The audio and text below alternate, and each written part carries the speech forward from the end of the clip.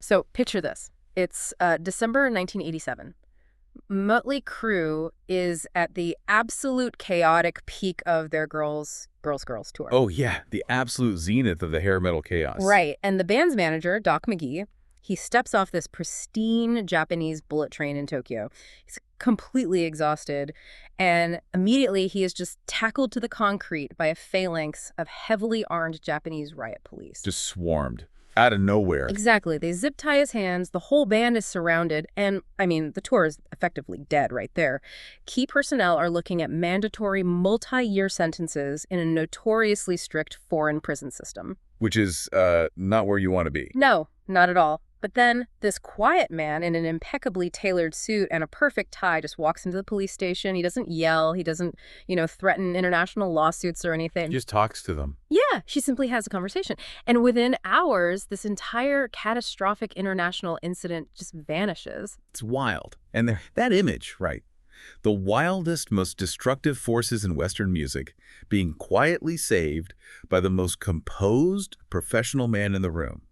That is basically the entire history of global rock and roll in a nutshell. Welcome to our deep dive. Today we're looking at a fascinating stack of sources. We've got music industry deep dives from Polestar, some really touching personal retrospectives, and just some wild accounts from road crews and artists themselves. Yeah, the stories are incredible. They really are.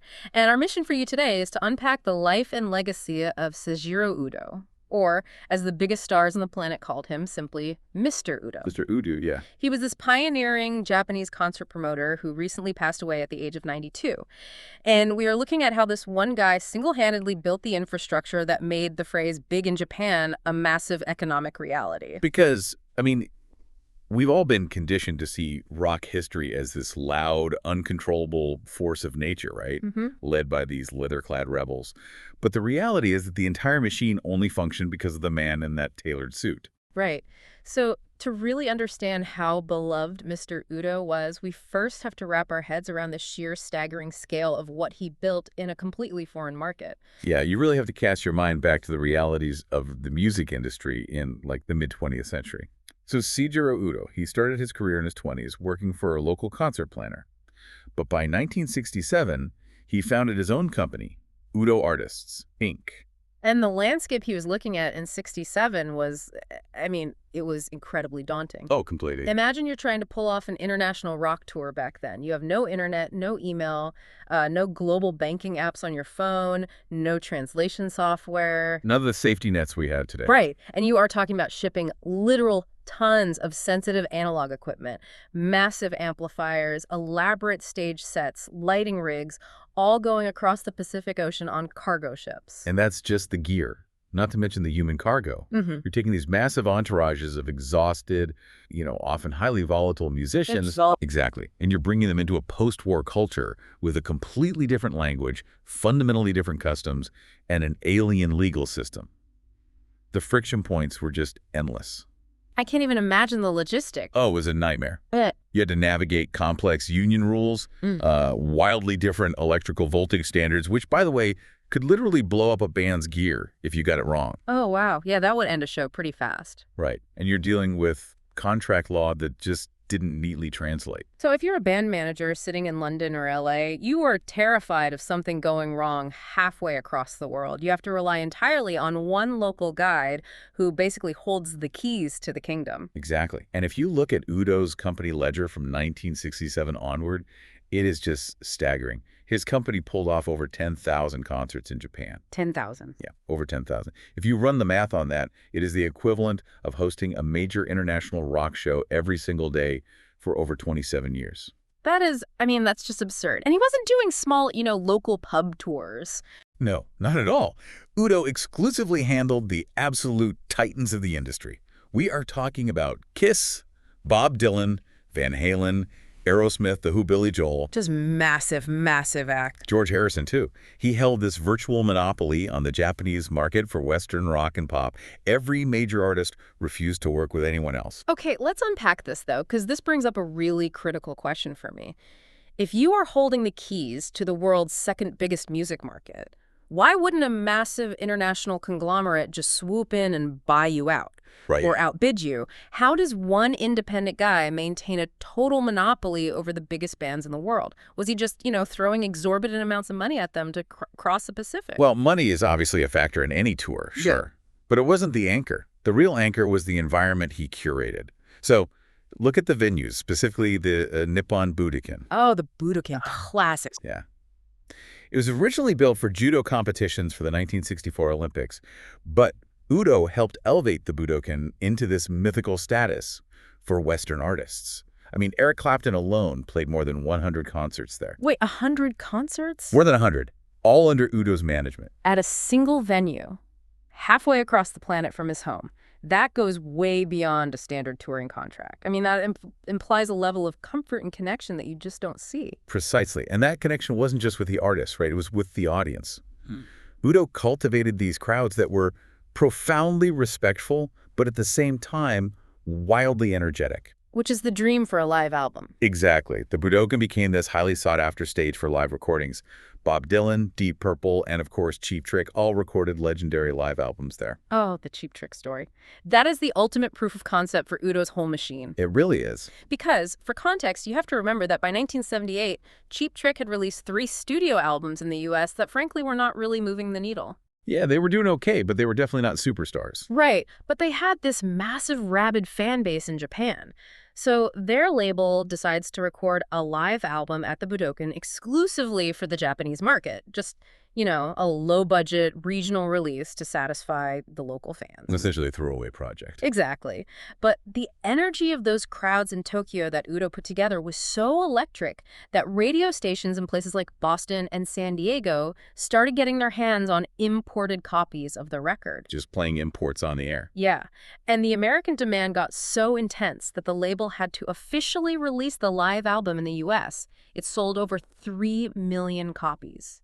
Cheap Trick literally became global superstars overnight, all because of a live album recorded in front of a Japanese crowd. And that phenomenon just does not exist without the infrastructure and the specific audience culture that Seijiro Udo built from the ground up. He understood exactly how to market Western rebellion to Japanese youth, while simultaneously keeping the local authorities totally calm. So, synthesizing all this, it sounds like he wasn't just a promoter throwing money around. He was like a 5-star cultural concierge. Oh, that's a great way to put it. Like, you have this volatile, chaotic Western software, the rock bands, and you're trying to run it on incredibly strict traditional Japanese hardware. Udo was the code that allowed them to interface without the whole system crashing. That is a phenomenal analogy. Yes. Yeah. He was the operating system. And the mechanism he used to be that operating system was radical hospitality. He had this profound, genuine respect for the music and the people making it. Right. When he passed away at 92, the outpouring of love from these artists wasn't just, generic PR statements drafted by publicists. They were incredibly intimate memories. Like Bruce Springsteen's tribute. That one really stood out in the sources. Beautiful. Yeah, he didn't focus on the money or the ticket sales at all. He called Mr. Udo simply one of a kind and an absolute master of his profession. And he painted this super vivid picture of Udo as a gracious guide who is always in his signature tailored suit and tie, personally handling the tiniest details. There's actually a photograph from 1988 of Springsteen, his manager John Landau, and Mr. Udo all riding the subway together in Tokyo. Wait, the subway? That picture is wild to even think about. You have the biggest rock star in America at the absolute peak of his fame, and instead of taking a fleet of armored limousines, he's just sitting on public transit with this impeccably dressed Japanese businessman. Yeah. That requires an immense amount of trust. You only do that if you feel completely insulated from chaos. And he provided that exact insulation for everyone. Eric Martin, the lead singer for Mr. Big, who achieved legendary status in Japan, by the way, he publicly called Udo our hero and savior and the last of giants. But I think the most telling endorsement comes from the musicians, who are notorious for being absolute perfectionists about their environment. Like Carlos Santana went on record calling Seijiro Udo the Bill Graham of Japan. Oh, wow. Okay, for context for you listening, Bill Graham was the legendary American promoter who essentially invented the modern rock concert business in San Francisco. He was known for demanding absolute excellence. So to compare someone to Bill Graham is pretty much the highest possible praise in the live music industry. Exactly. And Santana said Udo earned that moniker because he didn't just extract value from the musicians. He truly revered them.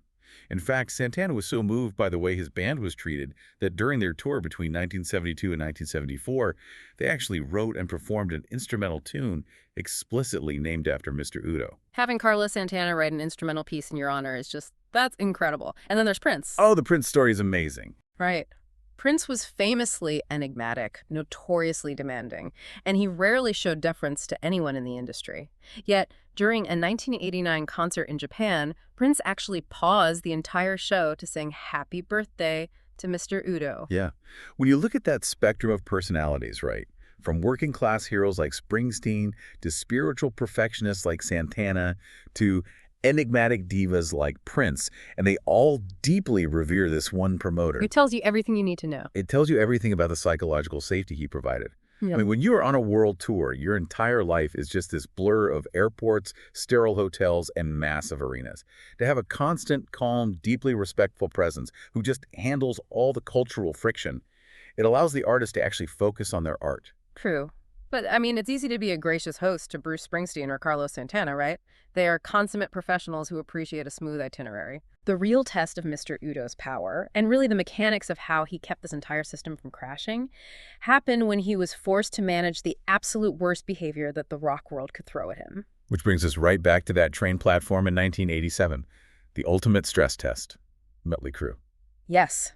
Let's really look at this incident because the accounts from Rock Candy magazine and the people who were there perfectly illustrate the sheer weight of Udo's soft power. So, December 1987, Mötley Crüe is traveling on a bullet train from Tokyo to Osaka. And it is so important to note the cultural context here. A bullet train in Japan is not just a mode of transit. Yeah. It is a symbol of national pride. It's about efficiency and social order. It is a place of near absolute quiet and respect. And Mötley Crüe treats it like a frat house. So Nikki Sixx, the bassist, is heavily intoxicated. He and guitarist Mick Mars start arguing, and Nikki starts throwing donuts at him across the train car. Which is childish, but, perhaps something a polite conductor could resolve. Sure, but then Nikki Sixx starts drinking straight from a heavy glass bottle of Jack Daniels. And in a fit of rage, or maybe just sheer drunken carelessness, he hurls the glass bottle. It misses Mick Mars entirely and strikes a Japanese passenger right in the back of the head. Oh, man. And the manager, Doc McGee, described the aftermath as just horrifying. There was blood everywhere. They had to literally drag the injured passenger out of the car. This crosses the line from a drunken nuisance into a major international assault incident. Wait, hold on, though. Here's where it gets really interesting. Nikki Sixx is the one who throws the bottle and commits the assault. But in the intro, we said Doc McGee, the manager, is the one who gets tackled by the riot police at the station. How does that make any sense? Yeah. That is a crucial detail about Japanese corporate and social structure. In their legal and cultural framework, the manager or the head of the organization bears the ultimate responsibility for the actions of their subordinates. Oh, wow. Yeah. So when the authorities arrived, they weren't just looking for the individual who threw the bottle. They were holding the leadership accountable for bringing this chaos into their society in the first place. That is terrifying if you're the manager. So the train pulls back into Tokyo and Doc McGee steps off expecting maybe a heavy fine or some angry station masters. And instead, he is met by a couple of hundred fully geared Japanese riot police. Just waiting for him. Yeah. He tries to introduce himself, to de-escalate the situation, and they immediately tackle him, zip tie his hands, and haul him and Nikki Sixx straight to a Japanese jail. And that was only half of the crisis, because at the exact same time, a completely separate nightmare was unfolding with the band's road crew. Right. Joanne Vage, who was a core member of the crew, along with the stage manager and the drum tech, they had been detained at the airport customs facility. The authorities had opened 3 of their massive flight cases, found some substances, and falsely identified them as illegal drugs. And this is where the stakes escalate from, a few uncomfortable nights in jail to potentially ruining several lives forever. Japan's drug laws are exceptionally strict. Very strict. At that time, there was a mandatory, no questions asked, minimum sentence of 2 years in prison for drug possession. There were no celebrity passes. No leniency for foreigners claiming ignorance. If you possessed it, you went to prison. Period. The psychological terror of that moment is just hard to overstate. Joanne Vage described being interrogated for hours in a foreign language, and to make it feel like a literal apocalypse while they are locked in this interrogation room facing years in prison. An earthquake hits. A massive earthquake strikes, The ground is violently shaking. She watches the clocks physically crack on the walls. The ceiling tiles are falling in. It is the ultimate nightmare scenario. The tour is dead, the manager is in jail for assault, and the crew is facing hard time for drug trafficking. And in literally any other country, this is where you panic, call the American embassy, hire a team of high-priced international defense attorneys, and you brace for a diplomatic incident that takes months to resolve. But they didn't need the embassy, because they had Mr. Udo. Both Doc McGee and Joanne Vage explicitly credit Seijiro Udo with saving their lives that day. Udo goes down to the police station. And we really need to look at the mechanism of how he fixes this, because he doesn't throw money at the police. He doesn't bribe anyone. Well, he couldn't. You cannot bribe your way out of an assault on a civilian and a suspected drug trafficking charge with the Japanese police. That just doesn't happen. Right. What Udo leveraged was his own flawless reputation. Right. In Japanese business and legal culture, trust and face are paramount. And Udo had spent decades building this impeccable record of mutual respect with local authorities. So when he walks in, he is essentially putting his entire life's work and his personal honor on the line as collateral. For Doc McGee and Nikki Sixx, Udo managed to negotiate their release from jail with nothing more than a written letter of apology. Think about the immense social capital required to pull that off. The police trusted Udo so implicitly that if he guaranteed the band would apologize, pay full restitution, and leave the country without further incident, that was enough for them. He absorbed their liability into his own reputation.